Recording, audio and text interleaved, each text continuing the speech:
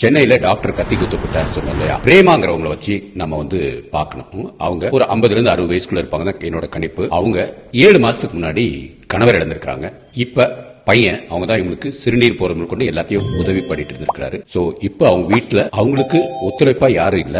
ரெண்டாவது, பையனும் அவனை தூக்கி அரெஸ்ட் பண்ணி உள்ள வச்சிட்டோம். மூணாவது, அவங்களே ஒரு கேன்சர் முத்தின ஸ்டேஜ்ல இருக்கிறாங்க. நாலாவது, இந்த மருந்துனால அவங்களுக்கு பாதிப்படைஞ்சிருக்கு. சோ இந்த மனநிலையில ஒரு பெண் எப்படி இருப்பான்னு யோசிச்சு பாருங்க. இவங்களுக்கு 3 ஆம்பளை பிள்ளைகள், பெண் பிள்ளைகள் யாரும் இல்ல. அவங்க திருமணமா இருக்காங்கிறது தெரியல. ஆனாலும் ஏன் இந்த மருத்துவ உலகம் இந்த மாதிரி ஒரு தரங்கெட்டு போயிட்டு இருக்கு அப்படின்னு நம்ம யோசிக்கும் போது, நம்ம இந்த ஒரு பெண்ணை வச்சு ஒரு கேஸ் ஸ்டடி பண்ணுமே, உங்களோட கருத்து என்னன்னு கீழே பதிவு போடுங்க. இதை வச்சு நம்ம வந்து பெண்களோட ஆரோக்கியத்தை எப்படி நம்ம முன்னேற்ற முடியும். பெண்களுக்கு இப்ப 2 குழந்தைகள் தான் இருக்கிறாங்க. 3வது குழந்தைகளை பத்தி பேசினாலே அரசாங்கமும் எதிர்க்கிறாங்க, நிறைய பேர் உங்கள இருந்து எதிர்ப்பு வருது. சோ குடும்பம் வந்து நல்ல பெருசா இருந்துச்சுன்னா இந்த பெண்ணுக்கு இந்த கஷ்டம் வந்திருக்காது. 3ல 1 வந்து பெண் குழந்தையா இருந்திருக்கலாம், இல்ல 4 குழந்தை இருக்கும்போது பெண் இருந்திருக்கலாம், இல்ல கல்யாணமானி அவங்களுக்கு இருந்திருக்கலாம். இப்ப அவங்கள வந்து அவங்களும் இறக்க போற ஸ்டேஜ்ல இருக்கிறாங்க. அவங்களுக்காக பார்த்துட்டு இருந்த அந்த பையனும் ஜெயில போட்டிருக்கோம்.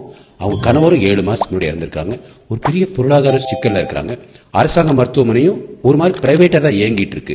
அங்க வந்து காப்பீடு அதுன்னு சொல்றாங்களே தவிர, அந்த காப்பீட்டு பணத்தை எல்லாம் எப்படி மக்களுக்கு பிரைவேடைஸ், பேக்டோர் பிரைவேடைசேஷன். அதாவது அரசாங்கம் என்ன பண்ணிருக்காங்க, கலைஞர் காப்பீட்டு திட்டம்ட்டு முதல்ல கொண்டு வந்தது நம்ம எல்லாம் வரவேற்றோம். பட் இப்பதான் தெரிய வருது, அரசாங்கம் ஒரு பெரிய தொகையை ஒரு இன்சூரன்ஸ் கம்பெனிக்கு ஒப்புதல் எழுதியிருக்காங்க. அவங்க இவ்வளவு பேருக்கு பண்ணணும் அப்படிங்கிறது ஒரு கட்டாயத்துல கொண்டு வந்தாங்க. சோ இந்தியாவிலே முதல்ல அரசாங்கத்தோட மருத்துவத்தை பிரைவேடைஸ் பண்ண தமிழ்நாடு தான்.